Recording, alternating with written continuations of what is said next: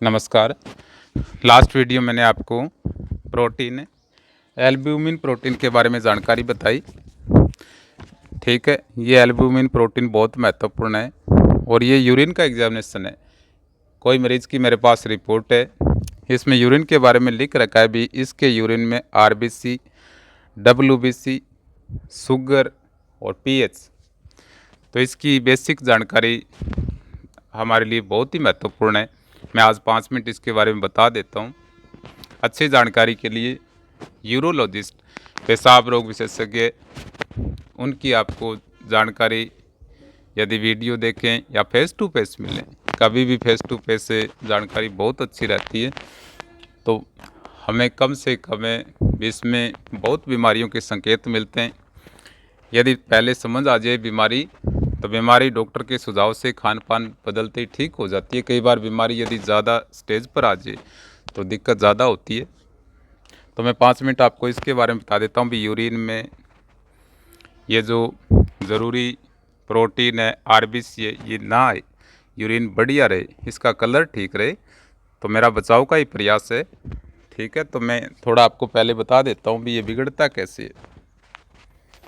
ये तो मैंने किडनियाँ, ठीक है, इसमें मिलियंस नेफ्रॉन होते हैं, हमारे जीवन से, जन्म से हमारे साथ आते हैं और आखिरी तक रहते हैं। भी कई कोशिकाएं ऐसी होती हैं जिनका जीवन काल थोड़ा होता है।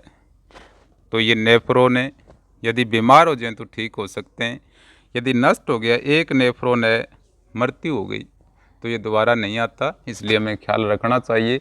नेफ्रॉन यदि शक्तिशाली हो तो हमारे अंदर कितने कोशिकाएं जन्म लेती हैं, मरती हैं, भोजन पचता है। जैसे ही हम भोजन ग्रहण करते हैं तो इसके अंदर जो पाचन होता है कार्बोहाइड्रेट का, प्रोटीन का, तो ये फैक्ट्री है। इसमें कई ऐसे रासायनिक केमिकल्स बनते हैं। यदि हमारे अंदर थोड़ी भी देर रुक जाए, जैसे अमोनिया है, चाहे यूरिया है, ये देखो बड़ा नुकसान करते हैं।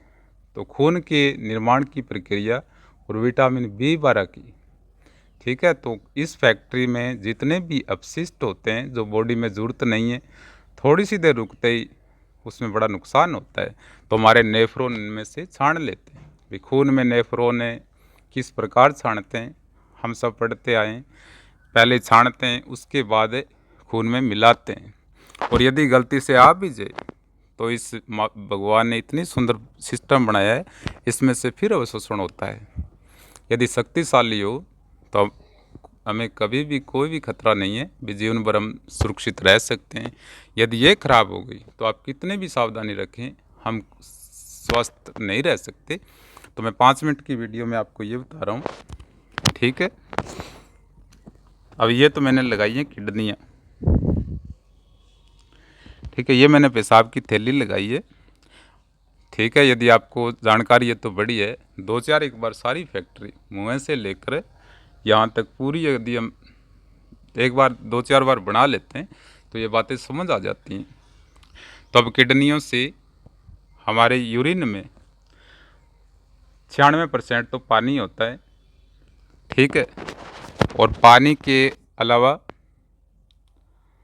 इसमें 4%, 2% यूरिया होती है। और यूरिया के अलावा यूरिक एसिड और जो क्रिएटिनिन है, ठीक है, और खनिज आते हैं कई, जैसे सोडियम है, पोटेशियम है, कैल्शियम है, मैग्नीशियम है। ठीक है, इसके अलावा थोड़ा बहुत और भी अपशिष्ट हो सकते हैं। तो ये होता है यूरिन। अब यूरिन में मैं सिर्फ आपको इस रिपोर्ट में बता रहा हूँ, कोई और रिपोर्ट होगी तो मैं आपको और भी जानकारी बताऊँगा। ठीक है, लेकिन आप यूरोलॉजिस्ट है, उनके आगे मेरा ज्ञान पॉइंट भी नहीं है। मेरा तो इतना है, सामान्य जागरूकता फैलती रही। तो बिलरुबिन आता है। ठीक है, बिलरुबिन के बारे में, यदि बिलरुबिन छणकर आ जाए इसमें तो भी पीलिया के संकेत मिलते हैं। ठीक है, बिलरुबिन ज़्यादा होता है तो किडनियों से निकलने लगता है। वैसे नाखून भी पीले हो जाते हैं, आँख भी पीली हो जाती है, और जो स्टूल होता है वो हल्का पीला हो जाता है। ये पक्के लक्षण आते हैं कई। तो पीलिया के संकेत मिलने के बाद और भी डॉक्टर एग्जामिनेशन करते हैं। और प्रोटीन, जब प्रोटीन आता है तो यूरिन में झाग आने लगते हैं। ठीक है, तो प्रोटीन का आना भी बहुत नुकसान कर सकता है। भी प्रोटीन के बिना हमारे अंदर पानी जम सकता है ऊतक में, ऑर्गन्स के आसपास। और पीएच, ठीक है, पीएच मान लगभग 7 के आसपास होता है, भी 6 साढ़े 6 के लगभग, और पीएच कोई स्थिर नहीं होता। कई बार यदि हमें यूरिन को होल्ड रखते हैं तो भी पीएच बढ़ जाता है, घट जाता है। कई बार एकदम पानी पीते हैं तो यूरिन का कलर एकदम से चेंज हो सकता है। तो ये डॉक्टर रात दिन अभ्यास करते हैं, उनको ज़्यादा जानकारी होती है, ठीक है। आरबीसी आती है तो थोड़ा सचेत हो जाना चाहिए कि खून जो यूरिन है उसमें यदि खून आ रहा है तो सचेत होकर किडनी रोग विशेषज्ञ के पास जाना चाहिए। ये थोड़ा बड़ा खतरा का संकेत होता है। कई बार हीमोग्लोबिन आता है तो भी लाल रंग हो जाता है, ठीक है। यूरिन में कई बार यूटीआई इन्फेक्शन होता है, महिलाओं में ये आम इन्फेक्शन है आजकल। उस समय भी इसमें बैक्टीरिया आ जाते हैं, ई कोलाई बैक्टीरिया आकर पेशाब में मिल जाते हैं, तो इनका भी जांच पड़ताल करते हैं। और आपको समझ आई भी सफ़ेद और जो लाल रक्त कोशिकाएं होती हैं उनके बारे में यूरिन के टेस्ट में लिखा आता है, तो ये भी नहीं आनी चाहिए, ठीक है। तो मैंने आपको आज सामान्य सी जानकारी बताई। अब मैं आपको बचाव से पहले कि बचाव के लिए आपको भी ध्यान है, पहले मैं यूरिन के बारे में 1-2 बातें और बता देता हूँ। यूरिन से संबंधित मैं बात कर रहा हूँ तो गौ माता का जो यूरिन होता है, गौ को अमृत माना गया है और अमृत हो भी सकता है, लेकिन कभी भी जो देखो ये यूरिन होता है, चाहे गौ माता का हो चाहे इंसान का हो, इसमें 95-96% तो पानी होता है। और कोई भी एनिमल से हमारी फैक्ट्री उनकी फैक्ट्री लगभग समान ही होती है, थोड़ा बहुत उनके रूमन में इनमें फ़र्क होता है।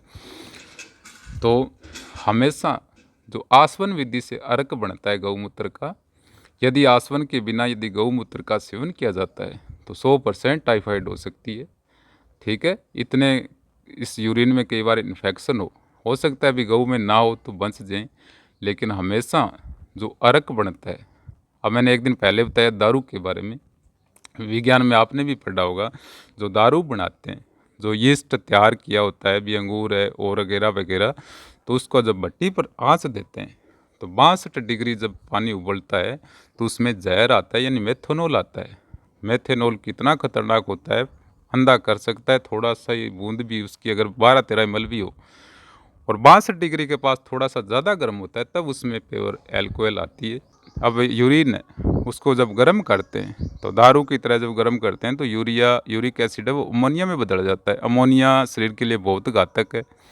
कई ऐसे इसमें बैक्टीरिया होते हैं जो ज़्यादा तापमान पर भी कई बार मर नहीं पाते।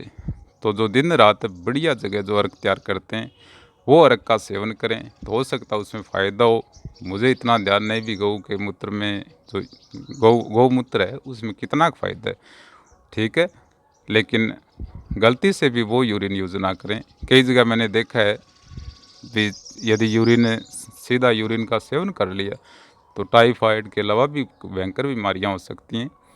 तो आप भी कोई भी अर्क है उसको अच्छी तरह सावधानी से देखें भी एकदम ये ओरिजिनल तरीके से आसवन विधि से तैयार हुआ है। तो मैंने आज आपको लास्ट में बस 1 मिनट बचाओ बता देता हूँ। अब ये जो यूरिन में छणकर आते हैं इसमें सबसे बड़ी एक अपनी आजकल पुरुषों में समस्या जो प्रोस्टेट ग्रंथि होती है, जिसे कहते हैं कि दूध का में दिक्कत आई है।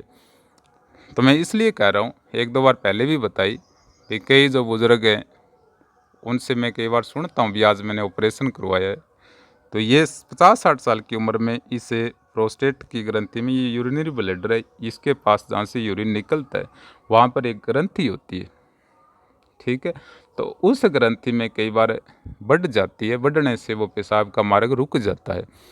तो यदि उसमें एक बटरफ्लाई आसन है, ठीक है, मुझे मेरी प्रैक्टिस इतनी नहीं है, ठीक है, अपने गांव में 3-4 योग प्रशिक्षक है, तो एक जो होता है ये इस प्रकार से ये बटरफ्लाई होता है, ठीक है, इसे बंद कोण आसन बोलते हैं। 2 मिनट यदि अभ्यास करें तो इसकी जो ये प्रोस्टेट होती है लगभग समस्या आती है, आप चेक कर सकते हैं 20-30 अल्ट्रासाउंड, तो उसमें आपको दिखेगी प्रोस्टेट का आकार बढ़ा हुआ है, अलग अलग उसका आकार होता है। तो यदि ये तितली आसन बटरफ्लाई आसन पुरुषों के लिए भी ठीक है, महिला में यहाँ पर मांसपेशियाँ होती हैं कई, तो उनके लिए भी बढ़िया है। तो ये 2 मिनट का आसन यदि नियमित करें तो ये हमारी प्रोस्टेट बढ़िया रहती है। यदि प्रोस्टेट ग्रंथि खराब हो गई तो यूरिन का सिस्टम बिगड़ जाता है, अभी ऊपर से जो कंट्रोल होता है तो उसमें इलेक्ट्रोलाइट्स बिगड़ जाएंगे, सोडियम पोटेशियम बिगड़ते ही ये नेफ्रॉन होते हैं ये भी खराब होने लगते हैं। तो आज के लिए इतना ही।